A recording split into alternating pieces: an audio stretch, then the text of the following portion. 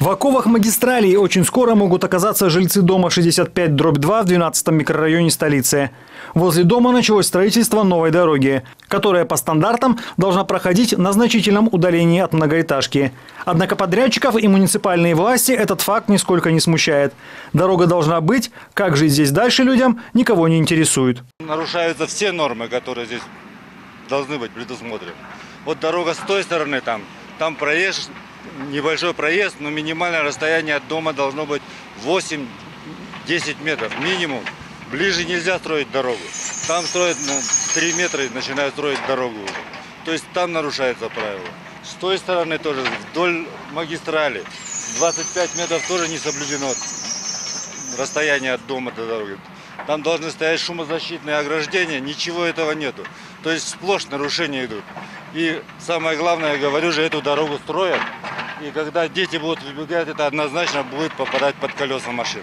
Тут ничего не сделаешь, потому что все маршрутные автобусы, весь общественный транспорт, легковые машины, все будут идти здесь. Но самое главное, что дорогу построят и с другой стороны. Причем расстояние между речкой и этажкой позволяет провести автотрассу только так, чтобы дорога шла в аккурат по фундаменту дома. Таким образом, многоэтажка окажется окружена дорогами с 3 сторон. Ну, они хотят от угла вот лоджии, хотят вот это вот все отрезать, сделать двухполосную дорогу. Вдоль дома проходить дорогу. У нас, получается, дети вообще не защищенные. У нас, то есть, с этой стороны дети открыты, с той стороны дети открыты. Мы, допустим, переживаем за судьбу своих детей, потому что мы остаемся как на острове. Жильцы 12-го микрорайона уже обратились в прокуратуру. Они надеются выиграть в своей маленькой дорожной войне. А вот жильца дома по улице Токтаналиева эти разбирательства довели до инсульта. Вдова мужчины вспоминает, что после того, как муниципальные службы приказали им убрать забор вглубь дома на 3 метра, он сильно распереживался. 4 дня назад мужчины не стало. Убирайте вот это. Ребята пришли какие-то, я не знаю. Убирайте вот это на 3 метра, сюда убирайте. А мы, как мы будем убирать? У нас последние копейки у нас нет потом поставить на это. И все. Отек головного мозга записали в заключении. Да. 4 дней, сколько? 4 дня он тогда прожил и умер.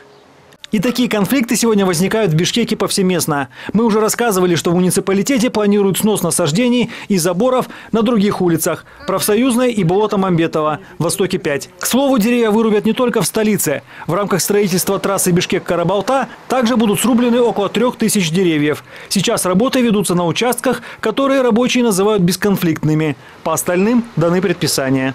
В настоящее время начинается работа, по реабилитации автодороги Карабалта-Бишкек. Сейчас вот мы работаем на участке 45-м, 51-м километре. Здесь сейчас очистка деревьев идет. Работа организована, установлены временные дорожные знаки. Сейчас ребята работают, и регулировщики с 2 сторон останавливают движение. Поэтому, пользуясь моментом, я хочу обратиться всем водителям.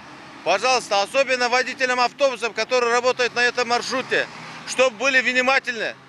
Имеются дорожные знаки, ограничение скорости.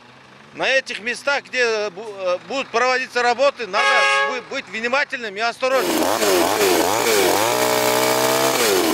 Если с трассами республиканского значения проблем возникнуть не должно, большинство сельчан за расширение трасс, да и земли здесь позволяют, то в Бишкеке горожанам, похоже, еще не раз предстоит отстаивать свои территории. Игорь Потанин, Нурбек Капаров, НТС.